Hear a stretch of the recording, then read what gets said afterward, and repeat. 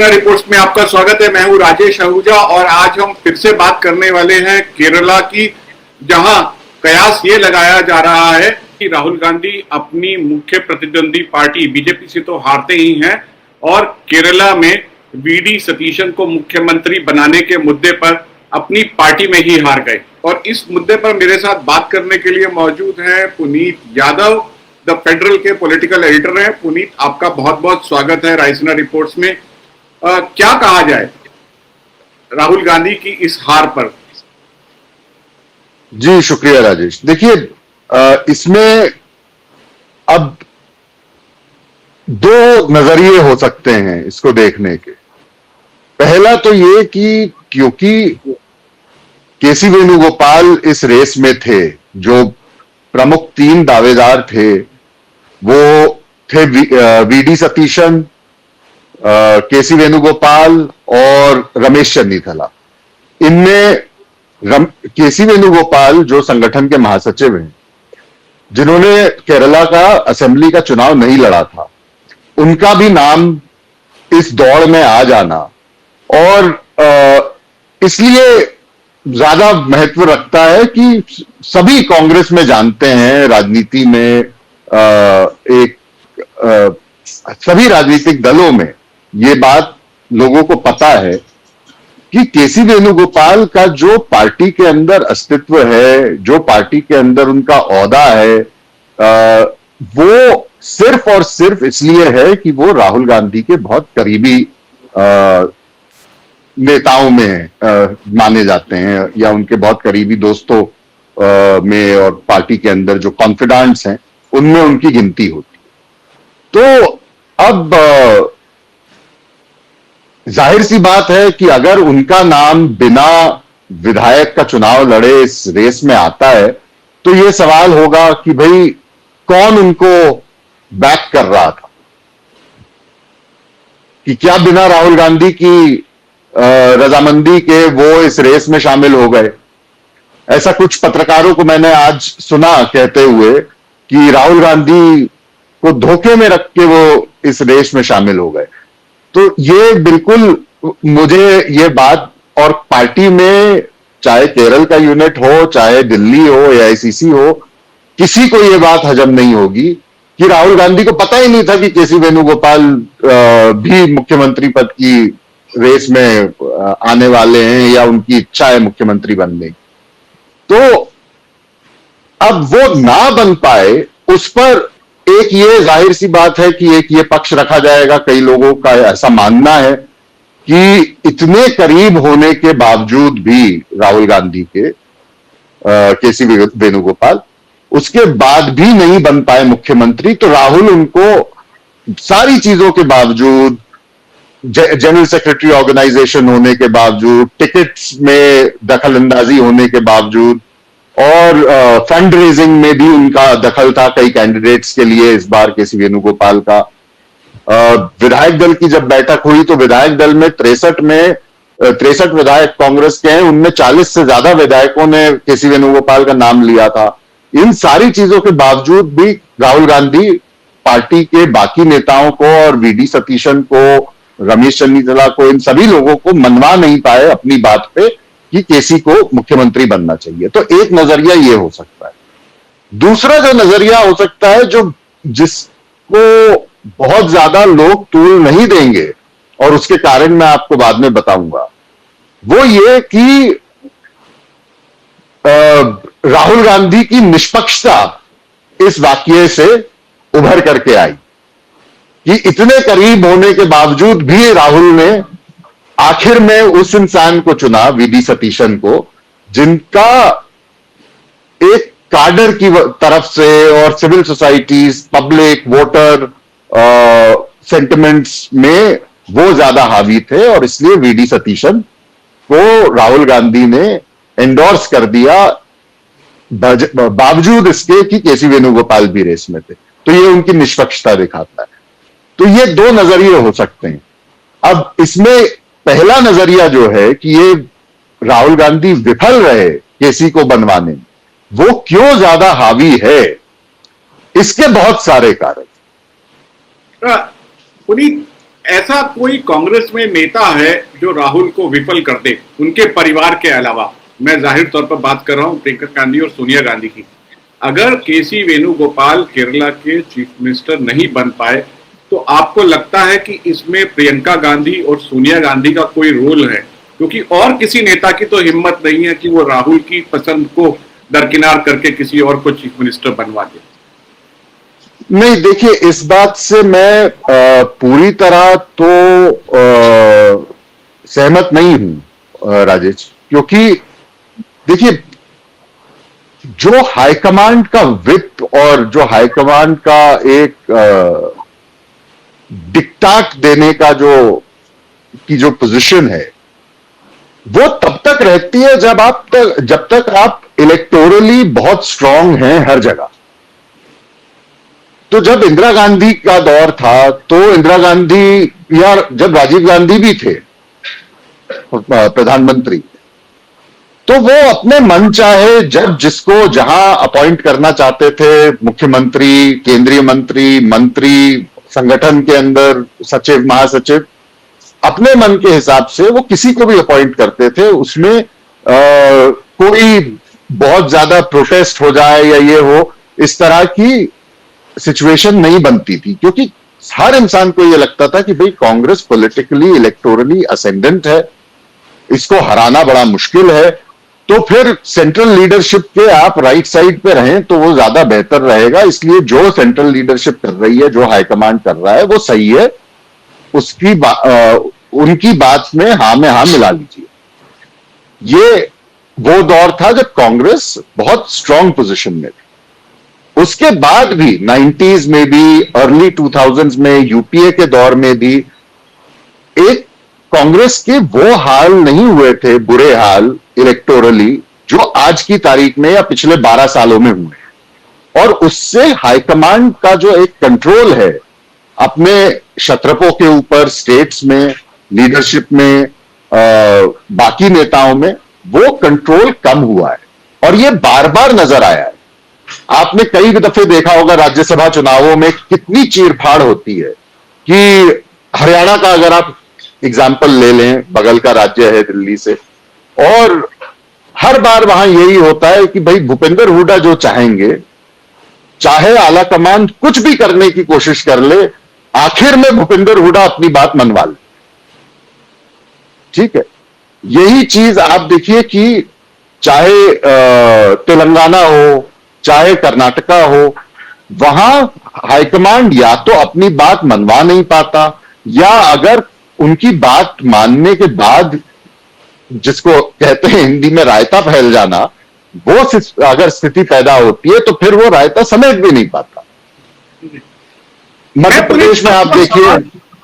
Sorry, मैं अपना सवाल आपको दूसरे शब्दों में पूछता हूं जी। क्या प्रियंका गांधी और सोनिया गांधी केसी वेणुगोपाल को चीफ मिनिस्टर बनाने के हक में थे? जहां तक मुझे पता है राजेश जी, वो इस हक में नहीं थे। जो जानकारी मेरे पास है वो ये है कि देखिए, ये सारा हिसाब किताब कब डगमगाया, जब चुनाव हुए थे। ये मेरा ख्याल है केरला में 1980 या 70 के दशक के बाद पहला ऐसा चुनाव है जिसमें केरला में, और ये हर इंसान जो केरल की राजनीति थोड़ी बहुत भी अगर समझता है, वो आपको बताएगा कि केरला में कांग्रेस में फैक्शनलिज्म हमेशा से रहा है और बहुत ओपन रहा है। उसमें कोई सीक्रेसी नहीं रही है, जैसे बाकी राज्यों में होता है कि भाई हम सब एक हैं लेकिन हम सब एक दूसरे के खिलाफ। तो वो वाली स्थिति कांग्रेस की केरला में नहीं रही, क्योंकि केरला में हमेशा जब आप कांग्रेस की बात करते थे तो करुणाकरन साहब के जमाने से बहुत स्पष्ट होता था कि भाई एक आई फैक्शन है कांग्रेस का, इंदिरा कांग्रेस का फैक्शन, आई फैक्शन एक है, एक ए फैक्शन अलग है। बाद में करुणाकरन साहब के बाद में एक ओ फैक्शन भी आ गया, उमन चांडी साहब का, ऑर्गेनाइजेशन का। तो ये फैक्शंस जो हैं कांग्रेस के बहुत इन योर फेस एक केरला की कांग्रेस में और केरला की पॉलिटिक्स में ये रियलिटी रही है। तो अब उस स्थिति में पिछले 30-40 साल कांग्रेस के निकल गए। ये पहला ऐसा चुनाव था जिसमें कोई आई फैक्शन, ए फैक्शन, ओ फैक्शन, पी फैक्शन, ये इस तरह की कोई चीज नहीं थी। पार्टी यूनाइटेड होकर के चुनाव लड़ रही थी, क्योंकि या तो वो फैक्शनल लीडर्स अब पॉलिटिकली एक्टिव नहीं है या वो दुनिया में ही नहीं। तो पहली बार ये चुनाव ऐसा हुआ जिसमें कांग्रेस एक यूनाइटेड फोर्स की तरह चुनाव लड़ रही। और पूरे चुनाव में, क्योंकि ये नतीजा पहले ही ले लिया गया था कि कोई भी सिटिंग एमपी, कोई भी सांसद, चाहे राज्यसभा का हो चाहे लोकसभा का हो, वो चुनाव नहीं लड़ेगा असेंबली का। मेरी जानकारी में कम से कम चार लोकसभा के सांसद थे कांग्रेस के जो चुनाव लड़ना चाहते थे। उन चारों को मना किया गया कि आप चुनाव नहीं लड़े। तो ये एक मैसेज ग्रासरूट्स में, काडर में, वर्कर्स में, आम जनता में था कि एमएलएज में से ही इलेक्ट होना है। और उसमें वीडी सतीशन ही सबसे पॉपुलर चॉइस मान के हर इंसान आगे चल रहा था चुनाव में कि वीडी सतीशन ही बने। लेकिन स्थिति जब चुनाव हो गए उसके बाद बिखराव की स्थिति पैदा हुई।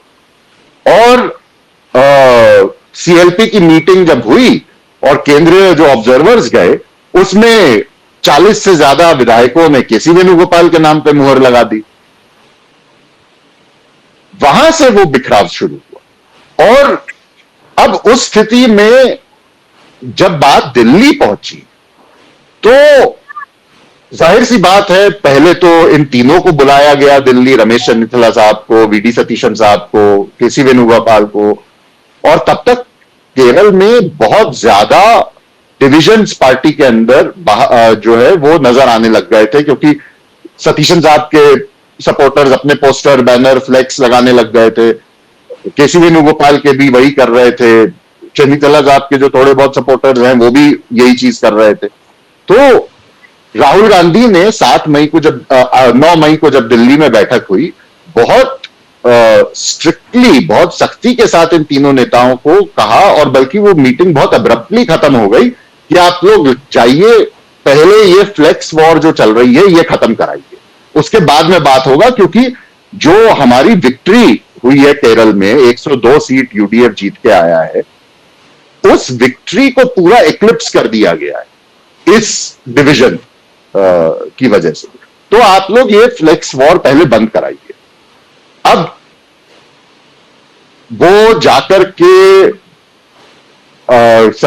सतीशन साहब वापस लौट गए, चन्नीथला साहब भी वापस लौट गए।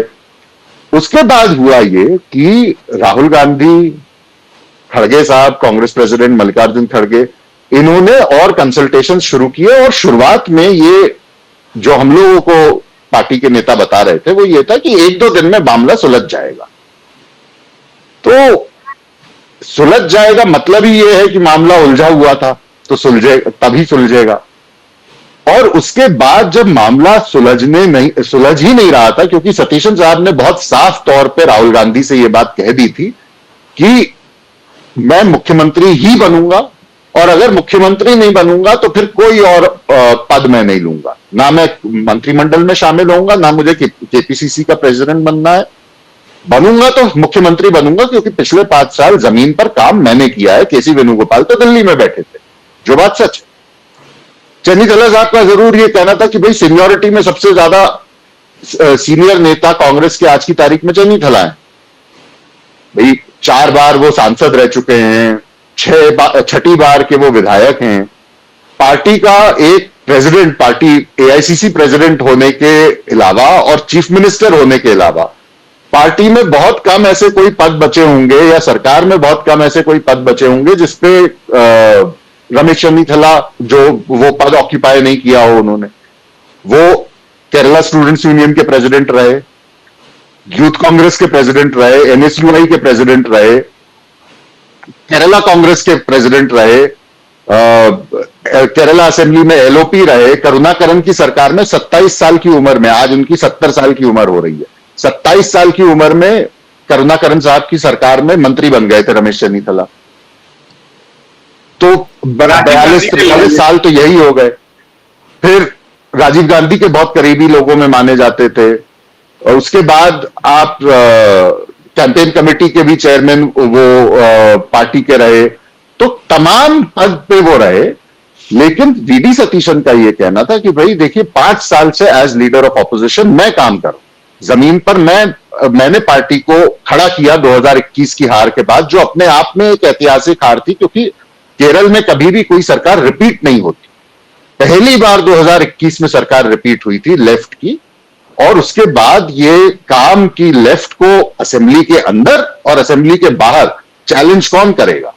पार्टी पूरी तरह डिमोरलाइज थी, तो उसमें सतीशन साहब का रोल बहुत था। तो उन्होंने बहुत साफ कर दिया था केंद्रीय नेतृत्व को कि मैं आगे चीफ मिनिस्टर पद छोड़ करके कोई और पद मैं नहीं लूंगा अगर आपने मुझे मुख्यमंत्री नहीं बनाया। वहां पे चढ़ गया।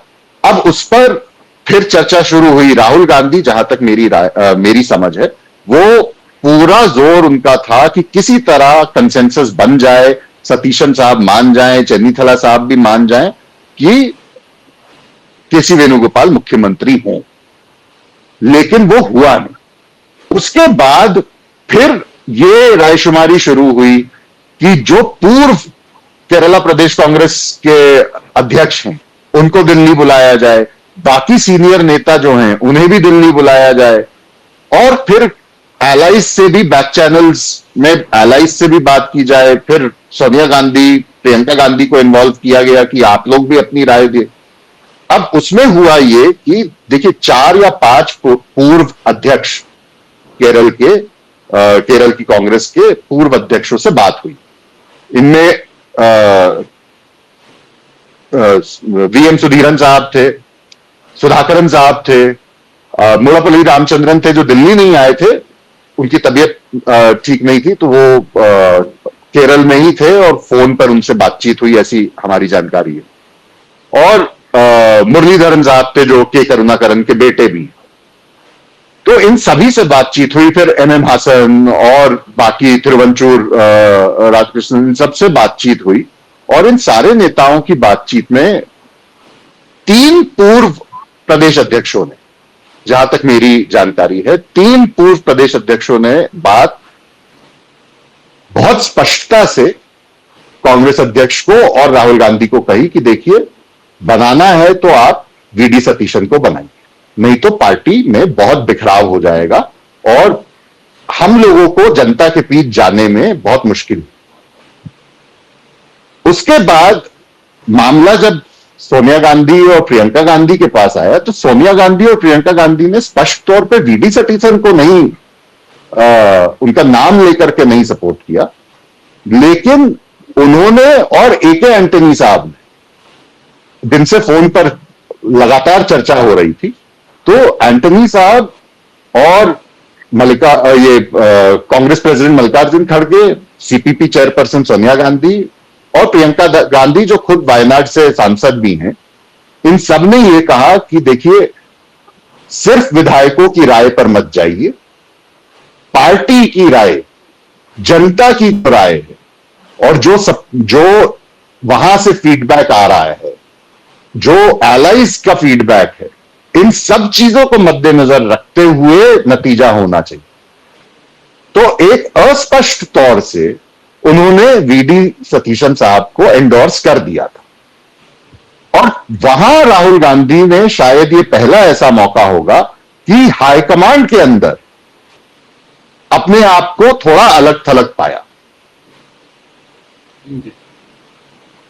जो आपने पहले जो आप कह रहे थे कि राहुल गांधी की बात पार्टी नहीं मान रही है, तो यह तो कई बार हो चुका है, पर आला कमान में हमेशा एक यूनिटी रहती थी कि भाई चाहे राहुल गांधी की बात हो, चाहे प्रियंका गांधी की बात हो, चाहे खड़गे साहब की बात हो, सोनिया गांधी की बात हो, एक बार इन चारों में कोई एक डिसीजन ले लेता था तो फिर चारों एक साथ उस चीज को एंडोर्स कर देते थे। यह पहला शायद मौका ऐसा हुआ कि आखिर दम तक राहुल गांधी की कोशिश रही कि केसी वेणुगोपाल को एंडोर्स कर दिया जाए, लेकिन जनता का प्रेशर, फीडबैक सपोर्टर्स का, पार्टी के वर्कर्स का, काडर का, ये सारी चीजें इतनी हावी रही कि सोनिया गांधी, प्रियंका गांधी, मल्लिकार्जुन खड़गे, सभी नेताओं ने एक एक करके सतीशन साहब को या तो डायरेक्टली या इनडायरेक्टली एंडोर्स कर। खासकर उस सूरत में जब प्रियंका गांधी को फिर से वायनाड से चुनाव लड़ना है,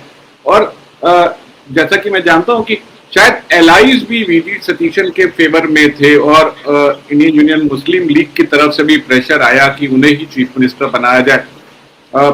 ऐसा क्यों, एलाइज की बात इतनी अहम क्यों रही? देखिए, एक चीज तो ये कि इंडियन यूनियन मुस्लिम लीग जो है, हालांकि उसके नाम में मुस्लिम है, और ये एक भ्रांति अब बीजेपी के लोग फैला रहे हैं। आज अमित मालवीय का मैं एक ट्वीट देख रहा था कि मुस्लिम लीग एक रेडिकल ऑर्गेनाइजेशन है और उसके प्रेशर में आकर एक मुस्लिम अपीजमेंट के लिए वीडी सतीशन को बनाया गया मुख्यमंत्री। तो ये बताना बहुत जरूरी है राजेश जी कि जो आईयूएमएल है वो केरला में one of the most secular political parties,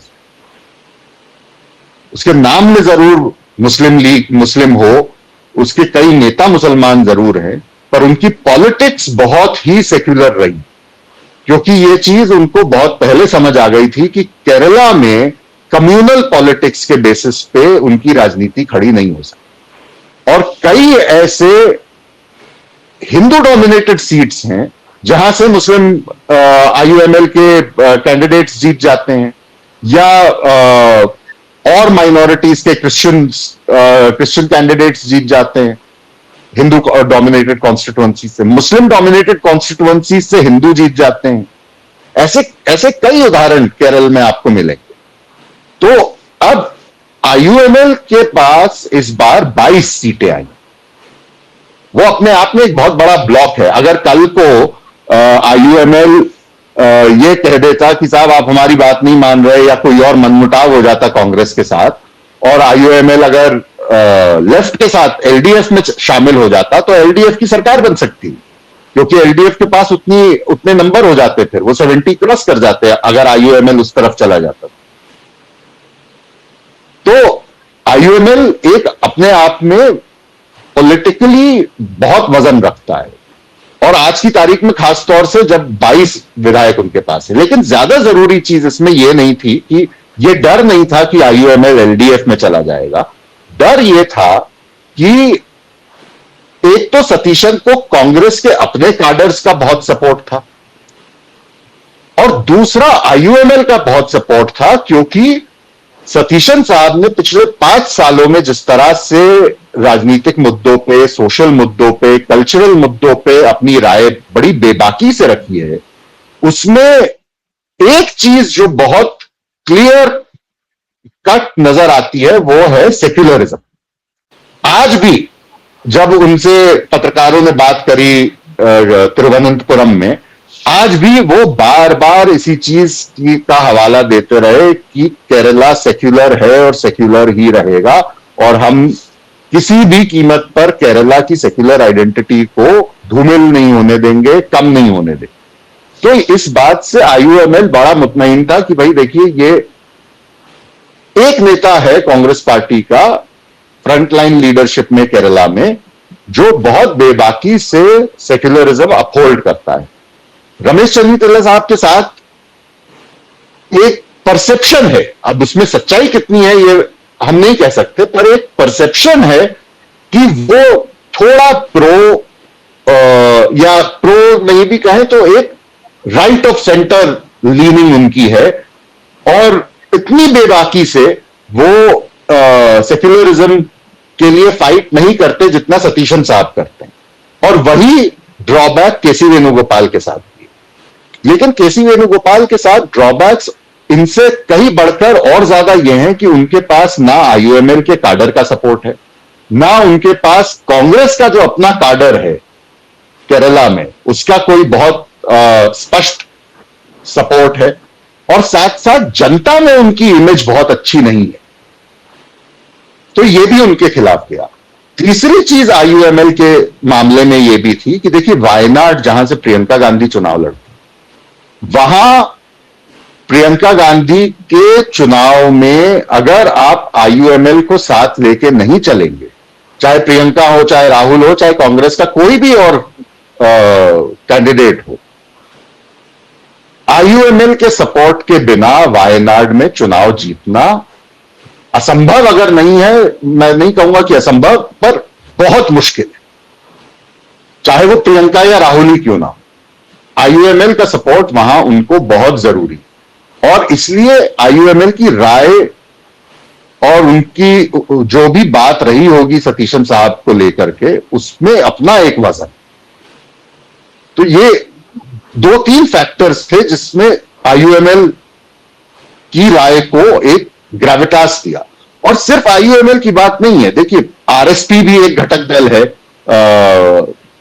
UDF का केरला में। आरएसपी भी इसी हक में था कि सतीशन साहब को बनाया जाए।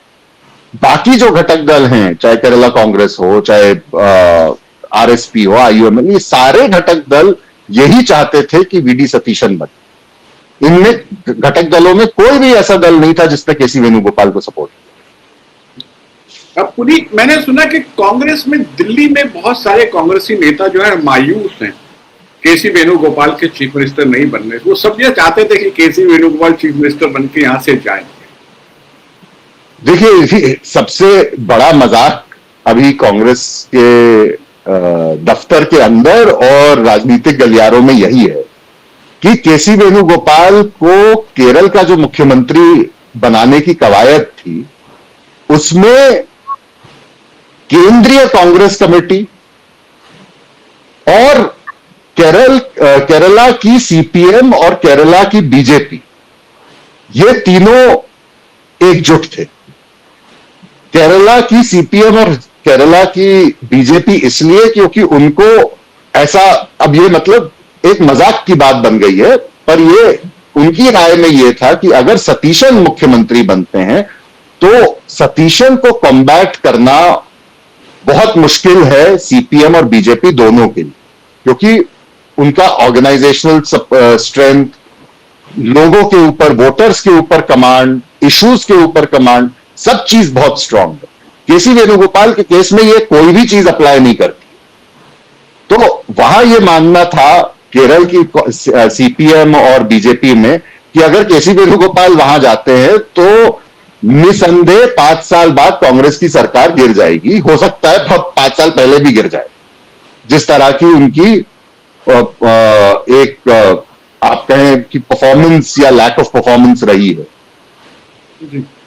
जो एआईसीसी के लीडर्स हैं वो इसलिए इसी राय के थे क्योंकि उनको यह लगता है कि जब तक केसी वेणुगोपाल दिल्ली से उन्हें केरल या कहीं और नहीं भेजा जाएगा, तब तक एआईसीसी जितने बुरे हाल में चल रही है संगठन के तौर पर कि सही फीडबैक केंद्रीय नेतृत्व तक, आला कमान तक नहीं पहुंचता, क्योंकि हर फीडबैक थ्रू केसी वेणुगोपाल जाता है और केसी वेणुगोपाल वही चीज बताते हैं जो उनको लगता है कि भाई राहुल गांधी को ये चीज पसंद आएगी।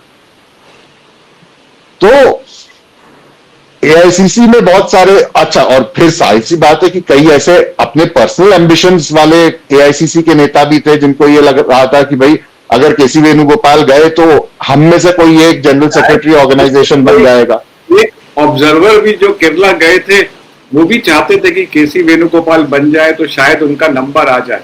जी, 2 ऑब्जर्वर्स गए थे, उनमें से एक ऑब्जर्वर साहब, ऐसी हमारी जानकारी है कि उन्होंने, उनकी राय यही थी कि हम इनको अगर सपोर्ट कर देंगे और अगर ये बन जाएंगे तो जब जाते जाते ये शायद हमारा नाम रेकमेंड कर जाए। पुनीत, आखिरी सवाल आपसे, केसी वेणुगोपाल के भविष्य के बारे में बात कर ले।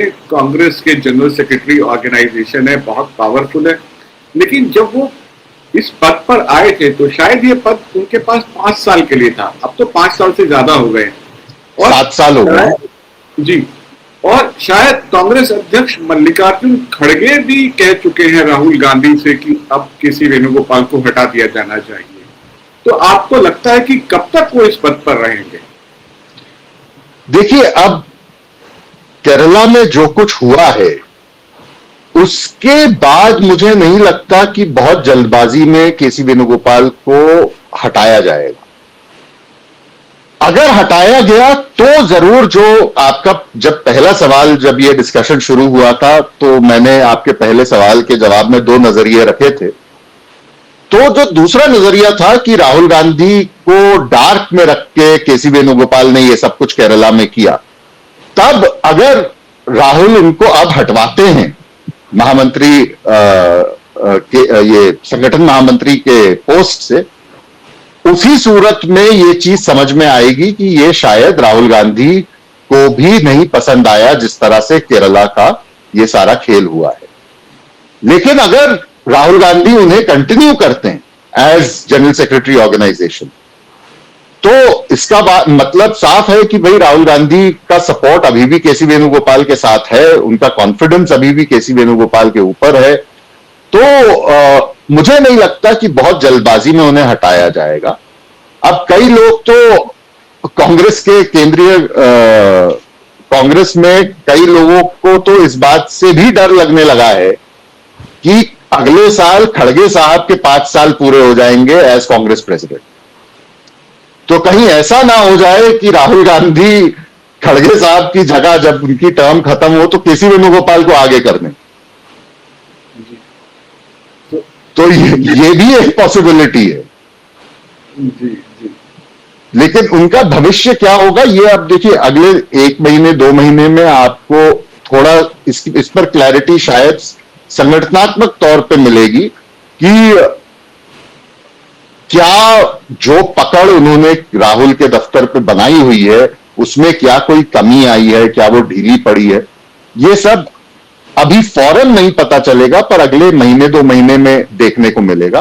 और अगर ये पकड़ ढीली नहीं होती तो आपके पास ये बात स्पष्ट हो जाएगी कि केरल में जो कुछ हुआ उसमें राहुल गांधी की रजामंदी थी। केसी वेणुगोपाल के सीएम पद के दावेदार होने में, एमएलएस का उनका इस तरह से प्रचंड सीएलपी के अंदर बहुमत मिलने में, इन सारी चीजों में राहुल गांधी का भी हाथ था, ये बात स्पष्ट हो जाएगी। पुनीत, कांग्रेस में एक नेताओं की प्रजाति है द गांधी विस्परर्स।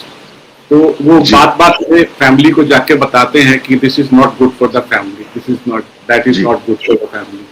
तो शायद वो जो विस्परर्स हैं वो शायद बताएंगे कि केसी वेणुगोपाल की उनका कंटिन्यूएशन जो है it is not good for the family. शायद तभी लगता है कि उनकी क्या कहते हैं हटाने का रास्ता जो है साफ होगा, ऐसा मुझे लगता है। अब देखिए, विस्परर्स तो कांग्रेस में और हर पॉलिटिकल पार्टी में हमेशा से रहे हैं। सवाल यहां उसका नहीं है कि ये विस्परर्स है कि नहीं है, सवाल यह है कि कम से कम राहुल गांधी के मामले में उन विस्परर्स की बात कितनी सुनी जाएगी, उसको कितनी तवज्जो दी जाएगी। और दूसरा, उन्हें ये बात बताने के लिए राहुल गांधी के पास जाने का मौका मिलेगा भी कि नहीं, क्योंकि एक्सेस राहुल गांधी का तो केसी वेणुगोपाल संभालते हैं कई मुद्दों के ऊपर, उनके द्वारपाल हैं। तो वो क्यों भेजेंगे किसी ऐसे इंसान को मिलने जो उनकी बुराई करने जा रहा हो। बिल्कुल। इसी नोट पे पुनीत इस चर्चा को यहीं समाप्त करते हैं। बहुत बहुत शुक्रिया इस जानकारी के लिए। शुक्रिया। दर्शकों, ये थे पुनीत यादव जो हमें बता रहे थे कि क्यों केसी वेणुगोपाल केरला के चीफ मिनिस्टर की पोस्ट की रेस से बाहर हो गए और वीडी सतीशन की ताजपोशी हुई। बहुत बहुत शुक्रिया पुनीत। शुक्रिया।